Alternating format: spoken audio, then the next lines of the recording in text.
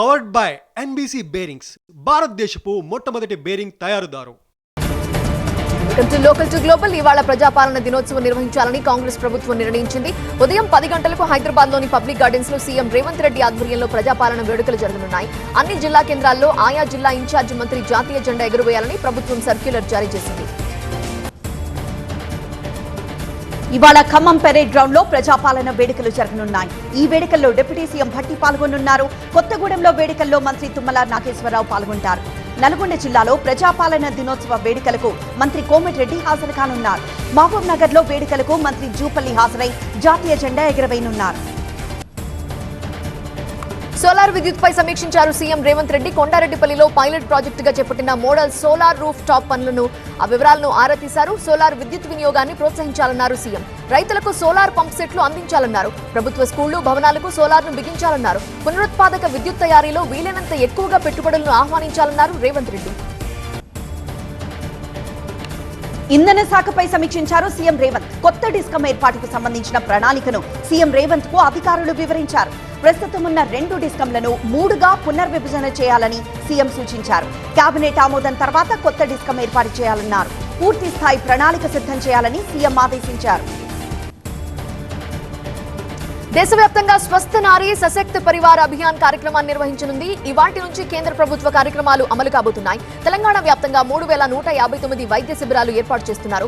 మహిళల కోసం ప్రత్యేకంగా మెడికల్ క్యాంపులు ఏర్పాటు చేస్తారు. అమీర్పేటలో స్వస్థ నారీ సశక్త పరివార్ అభియాన్ కార్యక్రమాన్ని మంత్రి దామోదర ప్రారంభిస్తారు. తెలంగాణ బీజేపీ ఆధ్వర్యంలో విమోచన దినోత్సవ వేడుకలు జరుగుతున్నాయి. సంబరాల కోసం సికింద్రాబాద్ పెరేడ్ గ్రౌండ్స్ లో భారీగా ఏర్పాట్లు చేశారు బీజేపీ నేతలు. ఆర్మీ కవాతు, సాంస్కృతిక నృత్యాలతో 3 ఏట కూడా వైభవంగా హైదరాబాద్ లిబరేషన్ డే నిర్వహించేందుకు అంతా సిద్ధమైంది. మరి కాసేపట్లో పెరేడ్ గ్రౌండ్స్ కు చేరుకోనున్నారు రక్షణ మంత్రి రాజ్నాథ్ సింగ్. హైదరాబాద్ బీజేపీ రాష్ట్ర కార్యాలయంలో విమోచన దినోత్సవ వేడుకలు నిర్వహించారు ఆ పార్టీ నేతలు. జాతీయ జెండా ఎగురవేశారు బీజేపీ రాష్ట్ర అధ్యక్షుడు రామచంద్రరావు. ఈ కార్యక్రమంలో కేంద్ర మంత్రి కిషన్ రెడ్డి సహా బీజేపీ నేతలు పాల్గొన్నారు. విలీన దినోత్సవంపై ప్రజలను బీజేపీ కన్ఫ్యూజ్ చేస్తోందన్నారు మహేష్ గౌడ్. విలీన దినం ఎప్పట్లాగే గాంధీ భవన్ లో జరుపుతామన్నారు. జిల్లా కేంద్రాల్లో కూడా విలీన దినం జరుపుకుంటామన్నారు. నిజాం పాలన సమయంలో బీజేపీ, బీఆర్ఎస్ ఎక్కడున్నాయని ప్రశ్నించారు. వాళ్లకు మాట్లాడే అధికారం లేదన్నారు. కేంద్రం సరైన సమయంలో యూరియా సరఫరా చేయలేకపోయింది అన్నారు మంత్రి తుమ్మల నాగేశ్వరరావు. దీంతో రాష్ట్రంలోని రైతులు ఆందోళన చెందుతున్నారన్నారు. ఈ నెలలోనే 2 లక్షల టన్నుల యూరియా సరఫరా చేయాలని కేంద్ర మంత్రి అనుప్రియ పటేల్ ను కోరినట్లుగా మంత్రి తుమ్మల వివరించారు. బీఆర్ఎస్ ఆధ్వర్యంలో ఇవాళ తెలంగాణ భవన్ లో జాతీయ సమైక్యతా దినోత్సవాన్ని నిర్వహించనున్నారు. ఉదయం 10 గంటలకు ఆ పార్టీ వర్కింగ్ ప్రెసిడెంట్ కేటీఆర్ ఆధ్వర్యంలో జాతీయ జెండా ఎగురవేస్తారు. ఈ కార్యక్రమానికి ఆ పార్టీ ప్రజాప్రతినిధులు, కార్యకర్తలు హాజరు కానున్నారు. చెడును చూస్తేనే మంచి విలువ తెలుస్తుంది అన్నారు కేటీఆర్. కేసీఆర్ అధికారంలో ఉన్నప్పుడు ఆయన విలువ తెలియలేదన్నారు. తెలంగాణలో ఇప్పుడు కేసీఆర్ ను తలుచుకోని వ్యక్తి లేడు అన్నారు. బీఆర్ఎస్ కు ఓటు వేయని వాళ్లు ఇప్పుడు బాధపడుతున్నారని అన్నారు కేటీఆర్. ఉపరాష్ట్రపతి ఎన్నికల్లో సీఎం రేవంత్ అడ్డంగా దొరికిపోయారని ఆరోపించారు బీఆర్ఎస్ ఎమ్మెల్యే కౌశిక్ రెడ్డి.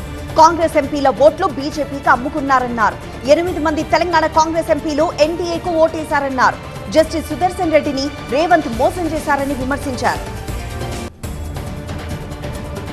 ఇవాళ విశాఖలో పర్యటించనున్నారు AP CM Chandrababu Naidu. Beach road లోని ఏయూ కన్వెన్షన్ సెంటర్ లో స్వస్థ నారీ సశక్త పరివార్ అభియాన్ కార్యక్రమాన్ని ప్రారంభిస్తారు. మహిళల కోసం ప్రత్యేక వైద్య శిబిరాలు ఏర్పాటు చేయనున్నారు. సీఎం పర్యటన నేపథ్యంలో భారీ ఏర్పాట్లు చేశారు అధికారులు. ఏపీలో జనవరి 1 నుంచి రోడ్లపై చెత్త కనిపిస్తే చర్యలు తీసుకుంటామని సీఎం చంద్రబాబు హెచ్చరించారు. స్వచ్ఛతలో మోడల్ సొసైటీగా ఏపీ ఉండాలన్నారు. చెత్త పారవేసే అలవాటు మార్చుకోవాలన్నారు.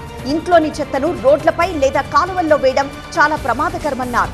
ఇలాంటి నిర్లక్ష్యపు అలవాట్లు కాలువల ప్రవాహానికి అడ్డుపడి వర్షాకాలంలో వరదలు, కాలుష్యం, వ్యాధుల వ్యాప్తికి దారితీస్తాయని చెప్పారు. ప్రతి పౌరుడు స్వచ్ఛతను తమ బాధ్యతగా తీసుకోవాలన్నారు. లండన్ లో రోడ్ షో నిర్వహించారు మంత్రి నారా లోకేష్. నవంబర్లో విశాఖలో జరిగే పార్ట్నర్షిప్ సమ్మిట్ విజయవంతమే లక్ష్యంగా లోకేష్ లండన్ లో పర్యటిస్తున్నారు. విశాఖలో నవంబర్ 14, 15న పార్ట్నర్షిప్ సమ్మిట్ 2025 ను ఏపీ ప్రభుత్వం ప్రతిష్టాత్మకంగా నిర్వహించనుంది. ఈ సమ్మిట్ లో పాల్గొనాలని ప్రముఖులను ఆహ్వానించనున్నారు లోకేష్. ఎమ్మెల్యేలు అసెంబ్లీకి రాకపోతే జీతాలెందుకు ఇవ్వాలన్నారు ఏపీ స్పీకర్ అయ్యన్న పాత్రుడు. ఎమ్మెల్యేలకు కొమ్ములుంటాయా అని ప్రశ్నించారు. పని చేయని వారికి జీతాలు ఎందుకు అన్నారు. పని చేయని ఎమ్మెల్యేలపై చర్యలు తీసుకోవాలన్నారు అయ్యన్న పాత్రుడు. కూటమి ప్రభుత్వం అమరావతిని పూర్తి చేయలేదు అన్నారు వైసీపీ నేత అంబటి రాంబాబు. అమరావతిలో చంద్రబాబు ఇప్పటి వరకు ఏం నిర్మించారు అని ప్రశ్నించారు. ఇప్పటికీ తాత్కాలిక భవనాల్లోనే వెళ్లదీస్తున్నారని అన్నారు. ఈ 3 ఏళ్లలోనైనా శాశ్వత భవనాలు నిర్మిస్తారా అని అనుమానాలు వ్యక్తం చేశారు అంబటి. అందుకే జగన్ ప్రత్యామ్నాయం సూచించారని అన్నారు. మెడికల్ కాలేజీల ప్రైవేటీకరణ కుట్ర ప్రజలకు అర్థమవుతోందన్నారు మాజీ మంత్రి సీదిరి అప్పలరాజు. పీపీపీ నిర్ణయాన్ని వెనక్కి తీసుకునే వరకు వైసీపీ పోరాటం కొనసాగిస్తుందని, పీపీపీని సమర్థించేలా మంత్రులు మాట్లాడడం దుర్మార్గమన్నారు.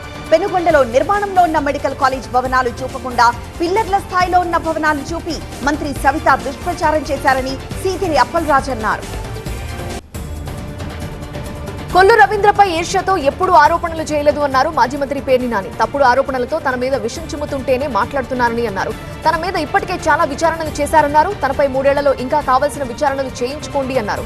తాను పాపాలు చేసుంటే అండమాన్ జైలుకు పంపండి అన్నారు పేర్ని నాని. ఏపీలో ఆరోగ్యశ్రీ సేవలు నిలిచిపోయాయి. 3 రోజులుగా ఆరోగ్యశ్రీ నెట్వర్క్ హాస్పిటల్స్ సమ్మె చేస్తున్నారు. ఎమర్జెన్సీ సేవలు తప్ప ఉచిత ఓపీ సేవలు బంద్ చేశారు. 2000 కోట్ల బకాయిలు చెల్లించాలని డిమాండ్ చేస్తున్నారు. ఎన్టీఆర్ వైద్య సేవ సీఈఓకి లేఖ రాశారు ఆంధ్రప్రదేశ్ స్పెషాలిటీ హాస్పిటల్ అసోసియేషన్ ప్రతినిధులు. వారంలోగా సమస్య పరిష్కరించాలని కోరారు. జగన్ ఫోటోతో ఉన్న సర్టిఫికెట్లు సోషల్ మీడియాలో వైరల్ అవుతున్నాయి. ప్రభుత్వం మారినా జగన్ ఫోటోతో కూడిన సర్టిఫికెట్ల జారీపై తీవ్ర చర్చ జరుగుతోంది. బందర్ మండలం తాళ్లపాలెం సచివాలయం ఉద్యోగుల బాధ్యతారాహిత్యంపై విచారిస్తున్నారు ఎంపీడీఓ. ఒక్క రోజులోనే 10 సర్టిఫికెట్లు జారీ చేశారు సచివాలయ ఉద్యోగులు. బాధ్యులపై చర్యలు తీసుకుంటామన్నారు ఎంపీడీఓ వెంకటేష్. కొందరు ప్రతి చిన్న విషయంపై రాద్ధాంతం చేస్తున్నారని ఆరోపించారు టీటీడీ చైర్మన్ బీఆర్ నాయుడు. తప్పుడు ప్రచారాలు చేసే వారిపై క్రిమినల్ కేసులు పెట్టి జైలుకు పంపుతామన్నారు. శ్రీవారి వార్షిక బ్రహ్మోత్సవాల ఏర్పాట్లపై చర్చించింది టీటీడీ. ఈ నెల 24 నుంచి అక్టోబర్ 2 వరకు బ్రహ్మోత్సవాలు జరగనున్నాయి. విజయనగరం ఉగ్రకుట్ర కేసు దేశవ్యాప్తంగా కలకలం రేపుతోంది. ఎన్ఐఏ దర్యాప్తు ముమ్మరం చేసే కొద్దీ ఉగ్రమూలాల డొంక కదులుతోంది. తాజాగా విజయనగరం ఐఎస్ఐఎస్ కేసుకు సంబంధించి ఎన్ఐఏ దేశవ్యాప్తంగా దాడులు చేసింది. ఏపీ, తెలంగాణ, తమిళనాడు, జార్ఖండ్, యూపీ, బీహార్, మహారాష్ట్ర, ఢిల్లీలోని 16 ప్రాంతాల్లో తనిఖీలు చేసిన ఎన్ఐఏ అధికారులు డిజిటల్ పరికరాలు, పత్రాలు, నగదు స్వాధీనం చేసుకున్నారు. హైదరాబాద్ మెట్రో రైల్ ఎండీగా కొనసాగుతున్న ఎన్వీఎస్ రెడ్డి రాష్ట్ర ప్రభుత్వ సలహాదారుగా నియమితులయ్యారు. ఆయన ఈ పదవిలో 2 ఏళ్ల పాటు కొనసాగుతారు. ఎన్వీఎస్ రెడ్డి స్థానంలో హెచ్ఎండీఏ కమిషనర్ సర్ఫరాజ్ అహ్మద్ కు మెట్రో రైల్ ఎండీగా పూర్తి స్థాయి అదనపు బాధ్యతలను ప్రభుత్వం అప్పగించింది. రాష్ట్రంలో పలువురు ఐఏఎస్ అధికారులను బదిలీ చేస్తూ సీఎస్కే రామకృష్ణారావు ఉత్తర్వులు జారీ చేశారు. మావోయిస్టు పార్టీ సంచలన నిర్ణయం తీసుకుంది. ఆయుధాలు విడిచిపెట్టేందుకు ఆ పార్టీ సిద్ధమైంది. మారిన ప్రపంచ, దేశ పరిస్థితుల దృష్ట్యా ఆయుధాలను విడిచిపెట్టి ప్రధాన స్రవంతిలో చేరాలని ప్రధాని అమిత్ షా నిరంతరం చేసిన అభ్యర్థనల దృష్ట్యా తమ పార్టీ ఆయుధాలను వదులుకోవాలని నిర్ణయించుకుంది అని ఆ పార్టీ నేత అభయ్ పేరుతో ఒక లేఖ విడుదలైంది. సాయుధ పోరాటానికి తాత్కాలిక విరమణ ప్రకటిస్తున్నట్లు తెలిపారు. కొడుకును తండ్రి హత్య చేసిన ఘటన హైదరాబాద్ పాతబస్తీ బండ్లగూడ పరిధిలో జరిగింది. బండ్లగూడ నూరీనగర్ కు చెందిన సనా బేగం తన 3 ఏళ్ల కుమారుడు మహమ్మద్ అనాస్ కనిపించట్లేదని సెప్టెంబర్ 13న పోలీసులకు ఫిర్యాదు చేశారు. కిడ్నాప్ కేసు నమోదు చేసిన పోలీసులు సీసీ ఫుటేజ్ ఆధారంగా దర్యాప్తు మొదలుపెట్టారు.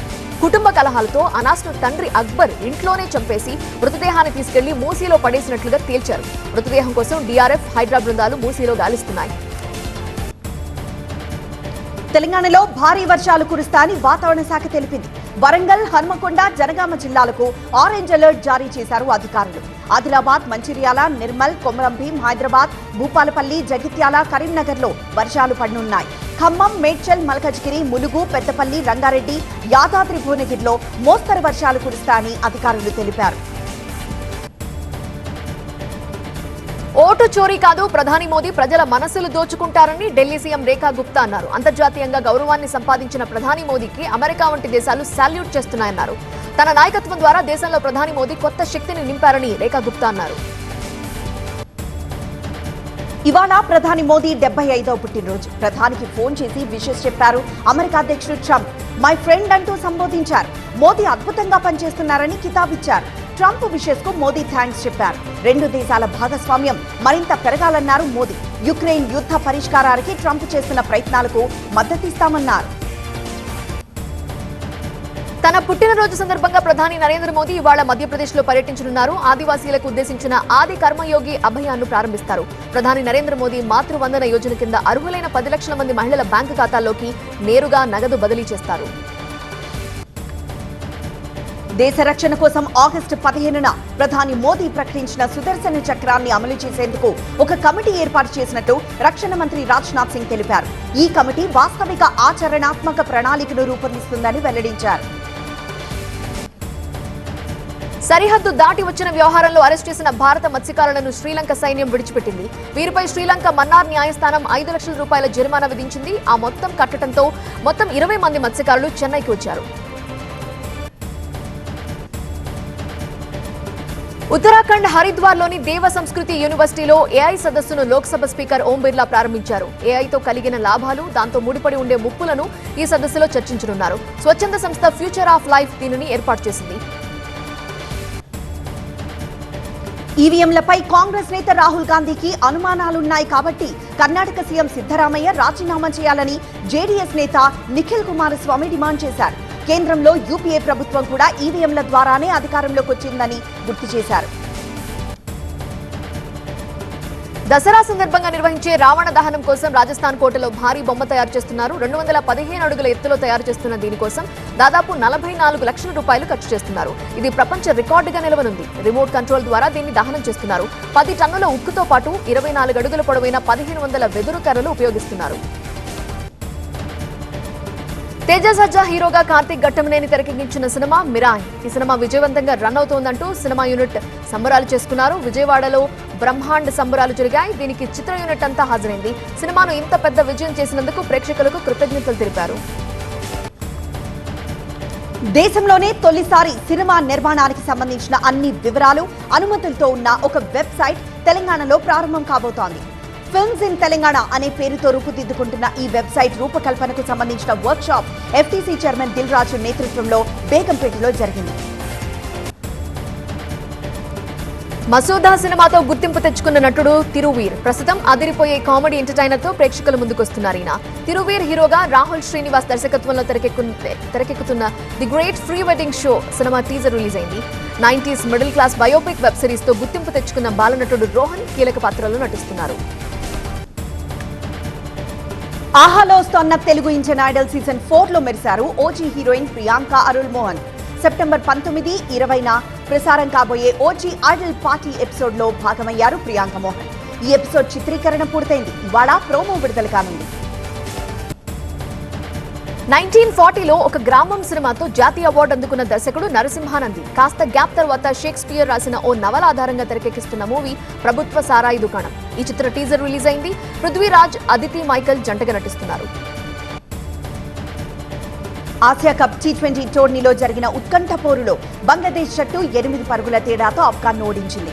ఈ మ్యాచ్లో తన్షిద్ హసన్, సైఫ్ హసన్, తౌహీద్ హృదోయ్ రాణించడంతో బంగ్లా 5 వికెట్ల నష్టానికి 154 పరుగులు చేసింది. ఆఫ్ఘాన్ బౌలర్లలో కెప్టెన్ రషీద్ ఖాన్ 2 వికెట్లు తీశాడు. అనంతరం ఆఫ్ఘాన్ సరిగ్గా 20 ఓవర్లలో 146 పరుగులకు ఆల్అౌట్ అయింది. ఈ గ్రూప్ చివరి మ్యాచ్లో శ్రీలంక, ఆఫ్ఘాన్ తలపడతాయి. లంక గెలిస్తే దాంతో పాటు బంగ్లా ముందంజకు వేస్తుంది. ఆఫ్ఘాన్ గెలిస్తే ఆ జట్టు లంక, బంగ్లాల్లో మెరుగైన రన్ రేట్ ఉన్న టీమ్ సూపర్ 4కు చేరుతాయి. పవర్డ్ బై ఎన్బీసీ బేరింగ్స్, భారతదేశపు మొట్టమొదటి బేరింగ్ తయారుదారు.